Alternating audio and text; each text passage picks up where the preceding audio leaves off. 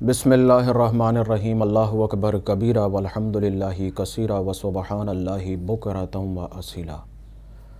Comment section میں کسی نے سوال کیا کہ جی نہ روزی ہے نہ روزگار ہے، گھر میں تنگحالی ہی تنگحالی ہے، نہ تو ہم نے کوئی عمل کیا نہ ہم اس کے ذمہ دار ہیں، آخر ہمارا قصور کیا ہے؟ مجھے کہنے لگے، مجھے انہوں نے بتایا کہ جی ہماری پیدائش سے پہلے والدہ عملیات سے منسلک تھیں، ایک چلہ کیا اور اس چلے کے دوران جو حسار لگایا جاتا ہے، جس کو کڑا بھی کہتے ہیں، درمیان میں بیٹھ گئیں، اس کے بعد اس حسار کو توڑ کے باہر آ گئیں۔ اب وہ چلہ کسی اسم کا تھا، آیت کا تھا، کسی دعا کا تھا، کسی مسنون دعا کا تھا، یا کسی بھی چیز کا تھا، وہ ایک چلہ تھا۔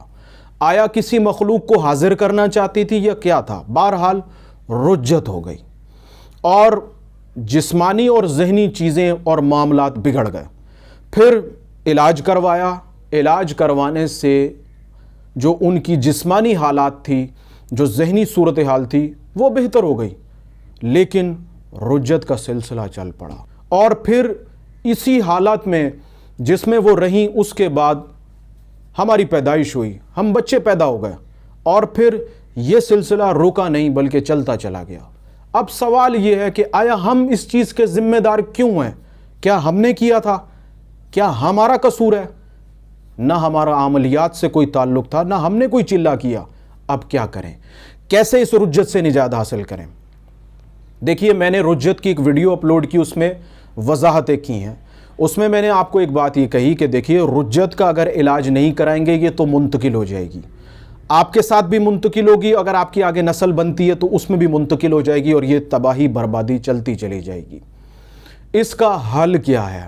دیکھیے، میں نے صدقے کی ویڈیو ایک بنائی ہے، صدقہ کس طریقے سے کرنا ہے اس ویڈیو میں دیکھ لیجئے، لیکن آپ کو صدقہ گوشت کا کرنا ہے۔ گوشت کا صدقہ کیجئے، روزانہ کر سکتے ہیں تو سب سے اچھی بات ہے، لیکن کم سے کم ہفتے میں ایک دفعہ لازمی کیجئے، اور اس صدقے کو، گوشت کے صدقے کو اپنی زندگی کا حصہ بنا لیجئے۔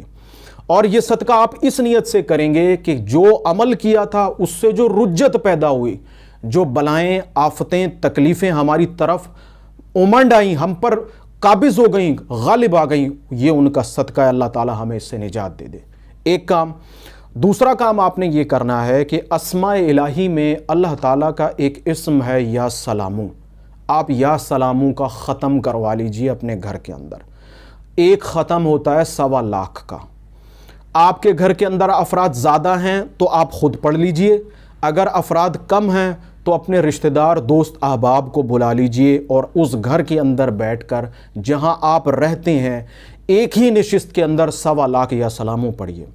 اچھا، آپ نے کرنا یہ ہے کہ جب آپ اگر لوگوں کو بلاتے ہیں تو آپ انہیں اپنی اس مجبوری کو بتا دیجئے کہ دیکھیے رجت کا معاملہ ہے، ہم اس ختم کو رجت کی نیت سے پڑھ رہے ہیں کہ اللہ تعالیٰ اپنے اس اسم کی برکت سے سلامتی عطا کر دے، اور ان کو بتائیے، ایک نشست میں بیٹھ کر اس ختم کو پڑھیے، اور اس کے بعد دعا کیجئے۔ دعا میں انہی الفاظوں کو شامل کر لیجئے کہ مولا غلطی ہو گئی ہے، تیرے بنائے ہوئے قوانین میں غلطی کر دی ہے، اور اس غلطی کا نتیجہ یہ ہے، میرے ظاہر، باطن، پوشیدہ جتنے بھی گناہ میں نے اگر مجھ سے سرزد ہوئے ہیں، میں اور یہ سب بندے جو یہاں موجود ہیں، سب تیری بارگاہ میں توبہ کرتے ہیں۔